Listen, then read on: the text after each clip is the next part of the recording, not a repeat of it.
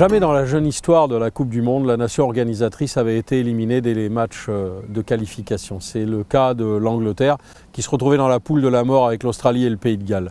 À Twickenham, l'Angleterre a perdu contre l'Australie, mais elle aurait pu battre le Pays de Galles et se qualifier in extremis. Mais en fin de match, les joueurs anglais, leur capitaine, Rob Shaw, ont préféré aller chercher une pénale touche et un hypothétique essai plutôt que de tenter un but de pénalité pour obtenir le match nul. Ça leur a été fatal. Les médias anglais, du coup, sachant leur équipe nationale éliminée, ont commencé à déserter la salle de presse. Et heureusement que le public anglais est un public de connaisseurs et d'amoureux du sport, parce que les stades sont restés pleins et cette Coupe du Monde a été une magnifique réussite, nonobstant l'absence du pays organisateur en phase finale. Il fallait être à Brighton pour voir le Japon battre l'Afrique du Sud. Ça a été un des grands événements de cette Coupe du Monde 2015 en Angleterre. Comment l'équipe, entraînée par Mark Dalmazzo et Eddie Jones, a pu venir à bout des Springboks? Eh bien parce qu'elle s'est préparée pendant 4 ans pour cette échéance-là. Elle savait que ce match était un match important et les Japonais avaient la prétention de se qualifier pour la phase finale. Ils y sont presque parvenus. En tout cas, leur victoire face aux Springboks a été un coup de tonnerre dans cette Coupe du Monde, un événement magnifique.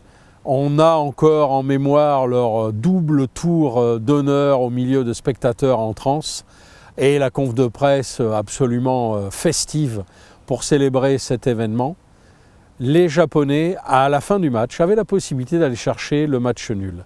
Et ils ont préféré attaquer jusqu'à l'ultime limite, jusqu'à la dernière opportunité pour inscrire l'essai en bord de touche qui leur permettait de battre l'Afrique du Sud 34-32. Ce moment-là a été absolument un moment magique qui reste encore comme une des plus grandes surprises jamais réalisées lors d'une Coupe du Monde. Dan Carter, c'est Monsieur Point. C'est le recordman du monde des points marqués lors de tests internationaux. Il a dépassé Johnny Wilkinson. Dan Carter, c'est un magicien. Dan Carter, c'est un gentleman.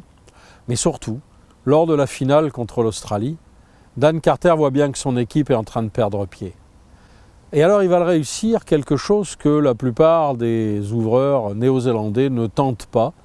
Parce qu'ils n'aiment pas ça, ils préfèrent organiser le jeu de leur équipe pour aller marquer un essai. Il passe un drop monumental de 45 mètres à Twickenham, dans le temple du rugby.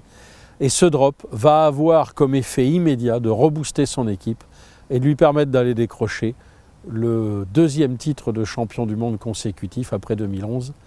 Là-dessus, Dan Carter prendra sa retraite internationale. Un coup de pied de génie pour un joueur hors norme.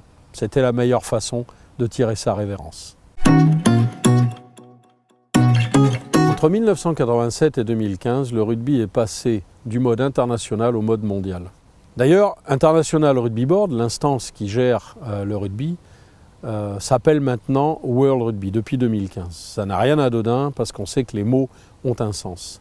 Mais surtout sur toute la surface du globe et sur les 5 continents, toutes les nations pratiquent le rugby. Pas une n'échappe à la rugby mania.